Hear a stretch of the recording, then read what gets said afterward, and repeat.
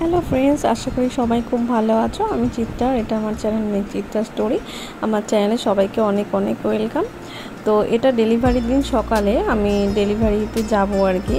তো আমাদের অনেক লেট হয়ে গেছিলো, 8:30 বেজে গেছিলো। মা আসবে তাই আমি ওয়েট করছিলাম, আর সেই সময় একটু নিজের ফটোটাও তুলে নিচ্ছিলাম যে কেমন লাগছে আমাকে লাস্ট দিনে। তো এই যে আমি মা এসে গেছে, মায়ের সঙ্গে যাচ্ছি, আর এই মায়ের পাশে বসে আছে আমার বড় যা, আর এইদিকে বসে আছি আমি আর আমার হাজব্যান্ড। তো প্রথমে বাইকে করেই যাওয়া ঠিক হয়েছিল, কিন্তু সবাই বারণ করলো বলে আমরা টোটো করেই যাচ্ছিলাম। আর আমাদের যাওয়ার টাইম ছিল 8টায়, কিন্তু ওই যে বললাম মা আসবে, তো মা এই বাড়িতে এসেছে, আমার শ্বশুরবাড়িতে, তারপরে গেছি।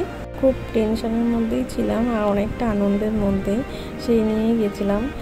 একটু তো ভয় করছিল, এই কারণ দেখো প্রথমবার এরকম ডেলিভারি হবে, তাও আবার সি সেকশন, তো সেই জন্য একটু চাপেই ছিলাম। তো তোমরা দেখতেই পাচ্ছ যে আমি এখানে এখন শুয়ে আছি। তো আমার ডেলিভারি তখন হয়ে গেছিলো। সত্যি কথা বলতে ফোনটা আমাদের এইখানকার নার্সিংহোমে একদমই কাছে রাখতে দেয়নি। আর ডেলিভারির সময় যে ভিডিও সবাই করে না, সেটার পারমিশনও দেয়নি ডাক্তার। তো সেই জন্য আমরা সেই সব ভিডিও কিছু করিনি আর কি। আর আমাকে সবাই যে দেখতে এসেছিলো, তো তোমাদেরকে বলি, আমার বেবি বয় হয়েছে।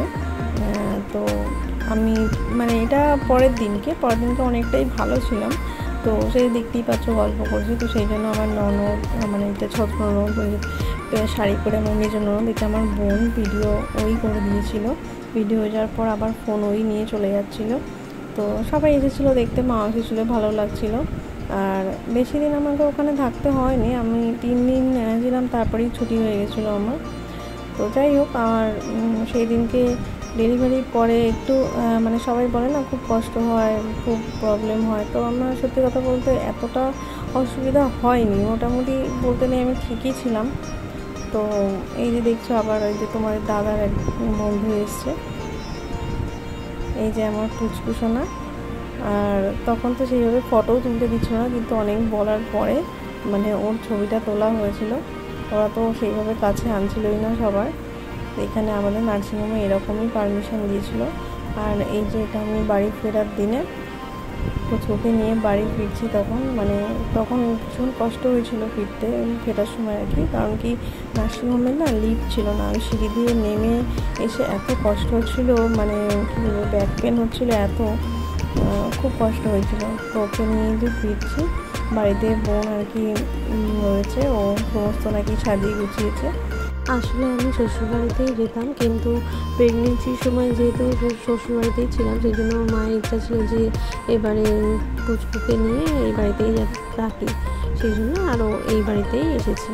আর এই যে দেখো বোন কী সুন্দর সাজিয়েছে। প্রথমেই বললাম না যে বোন নাকি সাজাবে, গোছাবে বলেছিল, তো এই সুন্দর করে সাজিয়েছে, বেশ ভালোই লাগছে।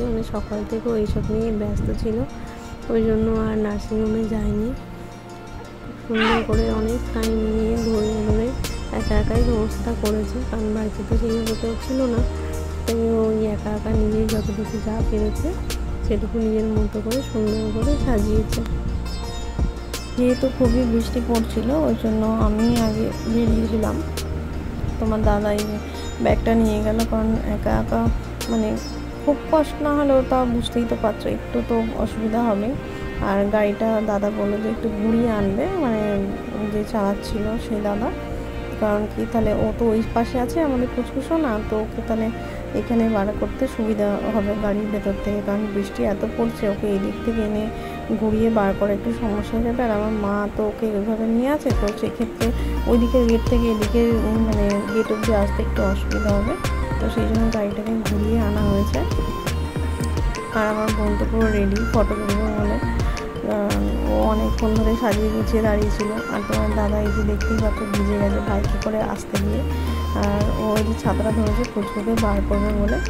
আর বড় যাও সাথে এসেছিল, কারণ কি সবাই মিলে এলে একটু ভালো লাগবে, কারণ আমার বোন যেহেতু একা রয়েছে, ও এত কিছু পারবে না। আর আমার মা তো গেছিলো আমাকে নিয়ে আসার জন্য, তোমার দাদাও ছিল, তো সেক্ষেত্রে ওই জন্য বড় যা একটু গেছিলো আর কি।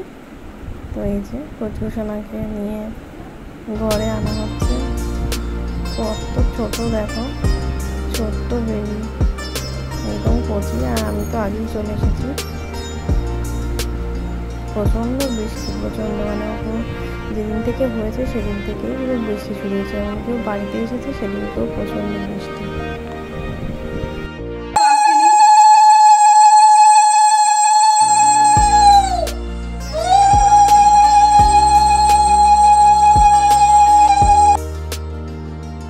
এই হলো আমার ডেলিভারি আর সোনা বাবাকে বাড়িতে নিয়ে আসার ব্লগ। ভিডিওটা কেমন লাগলো সবাই কমেন্ট করে জানিও। ভালো লাগলে লাইক অ্যান্ড শেয়ার করো আর চ্যানেলটা সাবস্ক্রাইব করে দিও। সবাই ভালো থেকো, দেখা হবে আবার একটা নতুন ভিডিওর সাথে। আজকের মতো টাটা।